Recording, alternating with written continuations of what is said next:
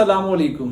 میدان عرفات میں آخری نبی رحمت محمد الرسول اللہ صلی اللہ علیہ وآلہ وسلم نے 9 ذی الحج 10 ہجری 7 مارچ 632 عیسوی کو آخری خطبہ حج دیا تھا۔ آئیے اس خطبے کے اہم نکات کو دہرا لیں، کیونکہ ہمارے نبی نے فرمایا تھا میری ان باتوں کو دوسروں تک پہنچائیں۔ حضرت محمد الرسول اللہ صلی اللہ علیہ وآلہ وسلم نے فرمایا، نمبر 1، اے لوگو سنو، مجھے نہیں لگتا کہ اگلے سال میں تمہارے درمیان موجود ہوں گا۔ میری ان باتوں کو غور سے سنو اور ان لوگوں تک پہنچاؤ جو یہاں نہیں پہنچ سکے۔ نمبر 2، اے لوگو جس طرح آج کا یہ دن، یہ مہینہ اور یہ جگہ عزت اور حرمت والے ہیں، بالکل اسی طرح دوسرے مسلمانوں کی زندگی، عزت اور مال حرمت والے ہیں۔ نمبر 3، لوگوں کے مال اور ان کی امانتیں ان کو واپس کرو۔ نمبر 4، کسی کو تنگ نہ کرو، کسی کا نقصان نہ کرو تاکہ تم بھی محفوظ رہ سکو۔ نمبر 5، یاد رکھو تم نے اللہ سے ملنا ہے اور اللہ تم سے تمہارے اعمال کی بابت سوال کرے گا۔ نمبر 6، اللہ نے سود کو ختم کر دیا، اس لیے آج سے سارا سود ختم کر دو، یعنی کہ معاف کر دو۔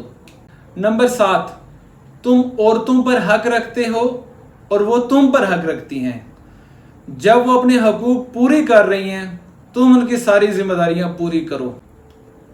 نمبر 8، عورتوں کے بارے میں نرمی کا رویہ قائم رکھیں، کیونکہ وہ تمہاری شراکت دار یعنی کہ پارٹنر اور بے لوث خدمت گزار ہیں۔ نمبر 9، کبھی زنا کے قریب مت جانا۔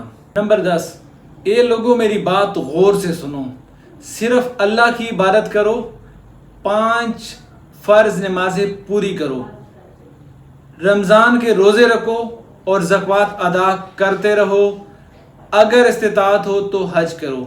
نمبر 11، زبان کی بنیاد پر، رنگ نسل کی بنیاد پر تعصب میں مت پڑ جانا۔ کالے کو گورے اور گورے کو کالے پر، عربی کو اجمی پر، اجمی کو عربی پر کوئی فوقیت حاصل نہیں ہے۔ ہر مسلمان کا بھائی ہے۔ تم سب اللہ کی نظر میں برابر ہو، برتری صرف تقوی کی وجہ سے ہے۔ نمبر 12، یاد رکھو تم ایک دن اللہ کے سامنے اپنے اعمال کی جواب دہی کے لیے حاضر ہونا ہے، خبردار رہو میرے بعد گمراہ نہ ہو جانا۔ نمبر 13، یاد رکھنا میرے بعد کوئی نبی آنے والا نہیں، نہ کوئی نیا دین لایا جائے گا، میری باتوں کو اچھی طرح سمجھ لو۔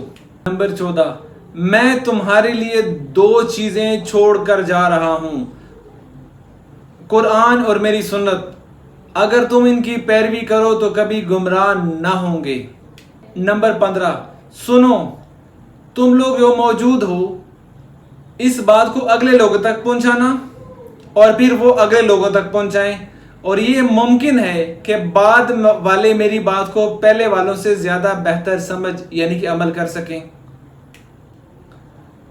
پھر آپ صلی اللہ علیہ وآلہ وسلم نے آسمان کی طرف چہرہ اٹھایا اور کہا، اے اللہ گواہ رہنا میں نے تیرا پیغام لوگوں تک پہنچا دیا ہے۔ اللہ ہمیں ان لوگوں میں شامل کرے جو اس پیغام کو سنیں اور اس پر عمل کرنے والے بنیں اور اس کو آگے پھیلانے والے بنیں۔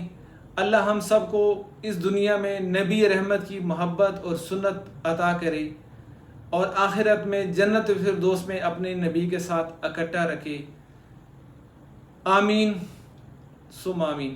Thanks for watching. Please like and subscribe my channel if you like it.